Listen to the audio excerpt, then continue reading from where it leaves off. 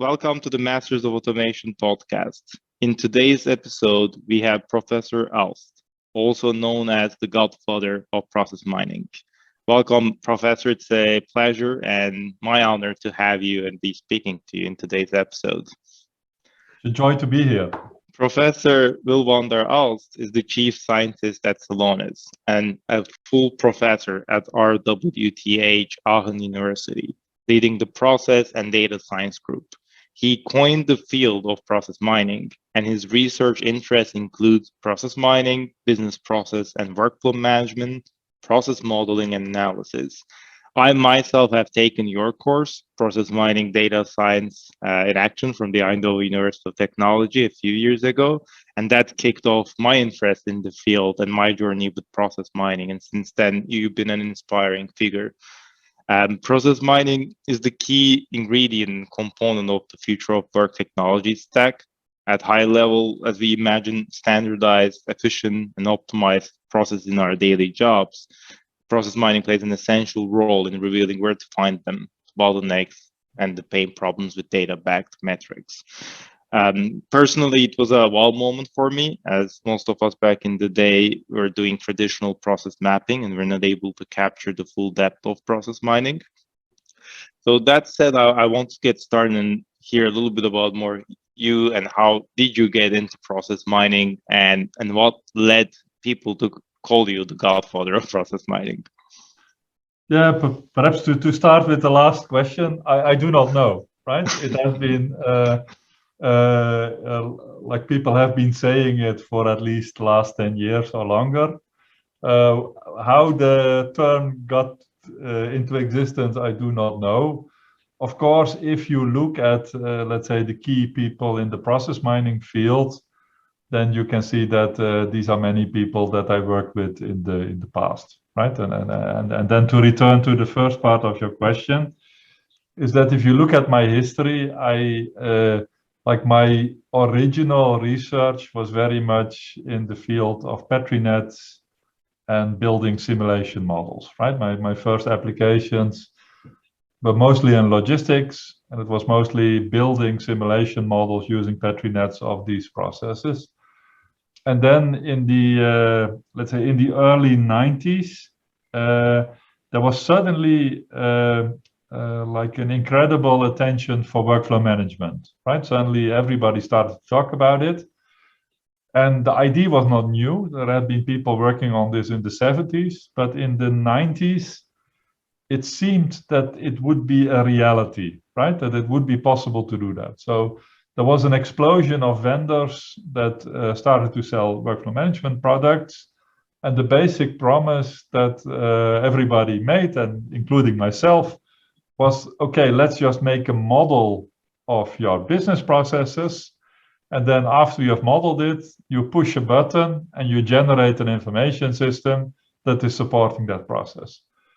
And myself and also many other people believed that workflow management would be a key technology used in any, let's say, organization.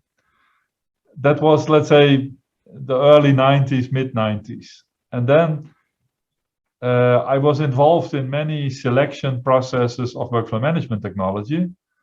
And one of the things that I experienced is that many organizations would buy workflow management software, then would try to put it into production, and often it was never put really in production. And I think one of the primary reasons was that many people discovered that there was a huge gap between modeling a process, like a PowerPoint picture, and the actual process with all of its exceptions and strange corner cases that you had to handle. So when I saw that so many people, let's say, got disappointed in this, I started to think, okay, let's not start by modeling. Let's start by looking at what people are actually doing based on actual facts. And that was, let's say, in the late 90s that I started to the first research projects that basically looked at the problem, okay, how can we automatically learn a model what people really do? And in the beginning, that was just a scientific problem, but for me, it was immediately clear that this approach, in the end, would be much more important than just modeling processes, right? Because I've seen the failure of modeling, that what people model and what is happening in reality has not so much to do with each other. Everybody in the process mining field knows the term spaghetti model that I think I introduced over 20 years ago. And that is the process model that you get if you apply process mining, which is the real process, which is very different from that. So like in the late 90s, I was the only person working on this. Then I built up a group, like the largest group in the world, specializing in doing research in this field. And many of my students also started companies, because for me it was immediately clear that that I want these ideas to be used, and for that there need to be companies that sell this technology. What is a bit anecdotal is probably that, like 20 years ago, I was trying to sell this idea to SAP, to IBM, and all the tech companies I was trying to that were talking about workflow management, etc. And I was trying to convince them all, and everybody was surprised by what I could do, but they didn't implement it in some way, right? And now they're paying millions or even billions of euros for small companies that basically do what I was talking about 20 years ago. Yeah, they're paying the price for the chances that they didn't take at the time, definitely. And then that's a great story, because it started a great field, that it started companies that like Celonis and Process Gold and among other ones, and created an ecosystem. And then the academic theory behind it applied to the business life. And I think that helped to iterate the theories over time and improve them, and then see how we can resolve these spaghetti processes that they have. And then that's very interesting, the meetup point of business and academy. And for yourself, what was your inspiration? So like at the time you mentioned that people were a bit resistant to adopt it quickly. So what made you inspired and drive forward? Yeah, so like it is a super interesting scientific problem, and I still have to fight against the idea. So many people that hear about process mining, they think, okay, this is like data mining, or this is like a specific type of machine learning, etc., etc. And it is not. It is very different, right? If you look at the algorithms that are behind it, they are very different from algorithms that people knew before. And so, for example, if you look at the link with machine learning, which is of course super important at this point in time, technically you could say process mining is machine learning, because you learn a model using algorithms. So you could define it as a machine learning problem or as an AI problem, but in reality, the algorithms are very different. And one of the things that always fascinated me right from the beginning is that if you have processes that have sequences, that have choices, that have loops, and above all have concurrency, our world is super concurrent. If you have all of these phenomena happening all together, and the only thing that you see is example traces, example behaviors, and you would like to learn this structure, that is from a scientific point of view a very, let's say, interesting problem, where over the last 25 years we booked incredible progress, but it's still not a solved problem. And so, like, part of my answer would be, it is a fascinating field with fascinating problems. Then if you look at the like the adoption in industry, I've always been surprised. So For example, I vividly remember, let's say that was probably around 2005, that we had the fuzzy miner with token-based animation. And what we would do is that we would automatically discover a process model, and then we would animate the tokens, which you can now find in any system, but you would animate the tokens. And the fuzzy miner had this very nice, let's say, thing that like the parts of the process that would be very overloaded, they would become red glowing, like they were on fire, right? It was a great visual representation. So I'm now talking about, as I said, around 2005 or so. And I would be sitting in rooms and we would take data from organizations and we would show this. And people would be astonished, right? They would be astonished that it was possible. And it looked exciting. And everybody was excited in the room. And then I was always thinking, okay, so now they are exciting. Now they are going to widely adopt this. But then I think people often slip back to their normal way of doing things. And I think the reasons behind it, I think the software industry, specifically the larger companies, they typically do what their customers ask for.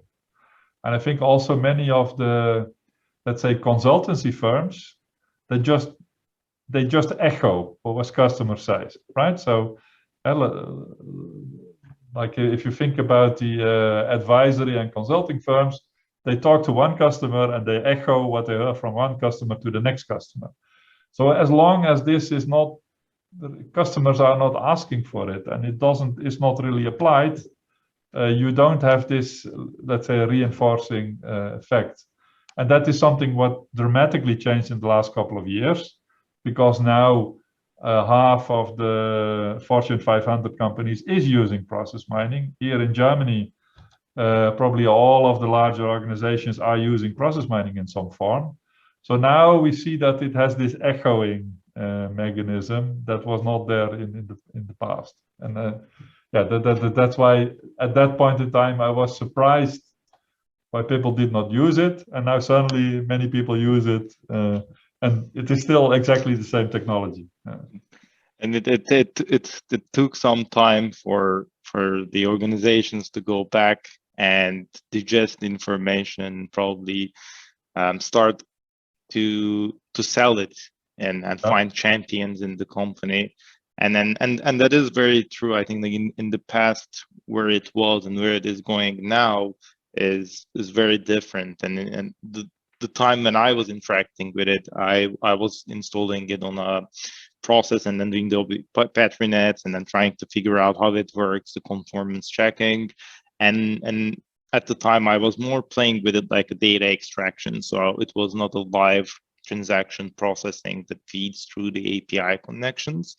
And that's one area that I wanted to ask you, because as a process mining as a tool is actually very powerful, because once you connect to the database and have the process graph and the data KPIs, can build call to actions for the bottlenecks depending on that transaction, and that fuels that execution management approach that each transaction can be triggered and something can happen afterwards to resolve that exception. So how do you see process mining evolving over the years, and then seeing where it started and where it is at now to where it is growing to? Yeah, so if you see where it started, and I think you're completely right, is that it started a bit as a tool for a data scientist, right? So a data scientist would extract event data, then it would do an analysis, and the result would be a report. And the report would be given to management, and the management would say, oh, based on these and these, we would like to change that.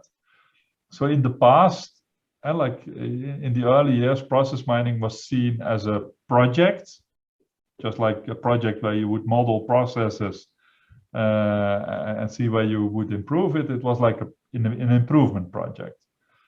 I think what has changed is the following, and I think this also partly explains the success of Celonis.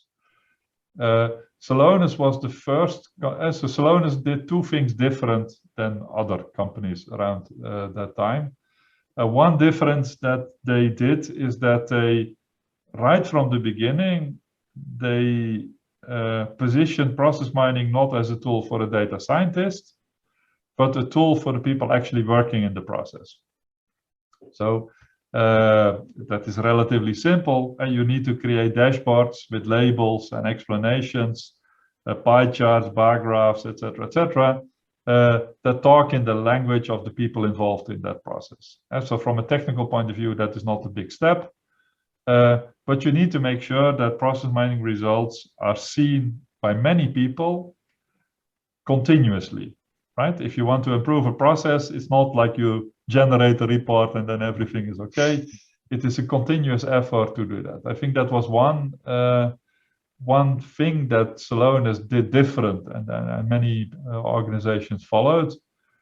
What you can see in, let's say, the last couple of years, and you can also see that the whole market is going into that direction, is that Celonis bought Integromat as a means to connect process mining results to triggering automatic workflows to improve processes. Like you would automatically generate actions to not just generate diagnostics, but to directly intervene with the process.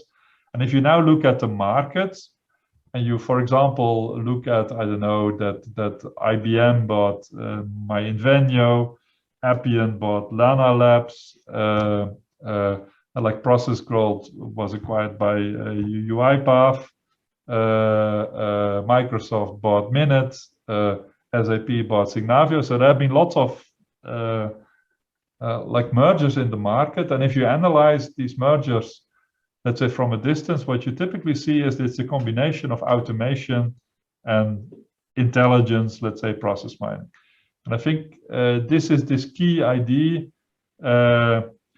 that, I don't know, organizations do not pay for diagnostics, they pay for improvements. And that requires that connection. And I think it's clearly that the field is heading in that way. Another thing that I think is important that we did not discuss about yet is the fact that the extraction of event data is still one of the biggest topics. That to go from, I don't know, hundreds of SAP tables to one dashboard that is showing what the problems are is something that still takes a lot of work. So this is not, let's say, a computer science problem, right? It's from a technical point of view, it's clear that it can be done. It is more like how to make process mining somehow domain specific. We know for certain processes, we know what kind of events are being stored. We know typical problems, and that explains why many organizations start with purchase to pay and order to cash as the standard processes. It's not because there are the biggest gains to be achieved there, right? Because they are, in many organizations, they are secondary processes. It's not the prime purpose of the company. But it is frequently done because we know how to extract that data. We know what are recurring problems, and we can address this. And that is the entry-level process mining. And my hope and my expectation is that now, if companies have successful experiences with that, they will more apply it in areas like, I don't know, production, logistics, etc., which are the real key processes of many organizations. That's a very interesting point, because the digital footprint, the event logs, if it is not there, then it needs to be transformed and it needs to be shaped so the process mining can recognize it. And if the data is not there at all, then we're unable to use software to drive insights. So tying that to also another emerging field, blockchain, What are your thoughts about blockchain's interaction with process mining? Because it does produce event logs, and I know some of the chains do not give the required granularity of information, and some do. However, with the live transaction processing and the transaction amounts are massive there as well, it can be very interesting to see what insights are happening there. So what are your thoughts? Yeah, so I'm a bit skeptical, to be quite honest, right? On the one hand, we also wrote papers on like process mining on blockchain data. But I see the blockchain a bit similar to something like the cloud, right? So it is a type of technology that is important, just as most of the before process mining was mostly done on a laptop, and you can see that more and more organizations they don't run it in their company anymore. It's just run in the cloud, because you do not need to worry about scalability and all of these things. That's all taken care of. The same is that I think for certain applications, blockchain will become a standard technology. I think it is less relevant than something like then moving to the cloud, right? I think it's more a niche type of area. Once you have blockchain data that allows you to, let's say, extract event data that you may not have in a regular, let's say, normal setting. However, just like with cloud, doing process mining in the cloud, it does not fundamentally change the problems, right? The fact that, whether it's a blockchain, a CSV file, or a SQL database, once you have done the extraction, it is business as usual, right? So I think from the viewpoint of, I don't know, changing process mining algorithms or something like that, I think there is nothing new. At the same time, it would be very interesting to think of applications of process mining in settings that you normally cannot address. And one of the, I think, untapped potentials of process mining is what we call, let's say, federated process mining. And that is that process mining is typically now done inside one organization, right? Because that organization owns the data, you can do the analysis, you can do the improvements. But there are, of course, look at the supply chains that broke down in times of COVID and the Ukraine war, etc., etc. Supply chains are not a one company thing. There are many companies involved, and perhaps blockchain could help to lift process mining to the interorganizational level. That you agree on the standard medium with the goal of that, okay, you fix what the interactions are between different companies, and that it provides a source, a single source of truth shared between different organizations. So I think there is an application, but I would say it's more like a niche area. So that I know there are many people super enthusiastic about blockchain, but you have to wonder what are the applications where you really need something like this. That there is not a trusted partner that just manages all of that. Right? Yes, I definitely agree with you and Eco. It can be a great opportunity to come as an inter-organization opportunity, so that the event logs can be accessed through one platform, and everyone can be traced, so it benefits everyone. So it's not stuck in someone's dashboard.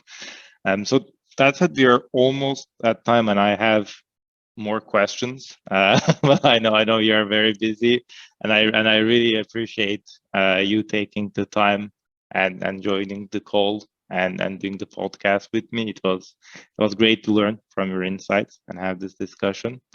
Thank you very much for joining the session. It was a pleasure to talk to you, and it's always nice to talk to to, let's say, former students of my Coursera course. So I think in total now it has been taken by over 150,000 people, which I think shows the interest of young people in this topic, and I'm sure it will only grow in importance. So thank you very much for your questions.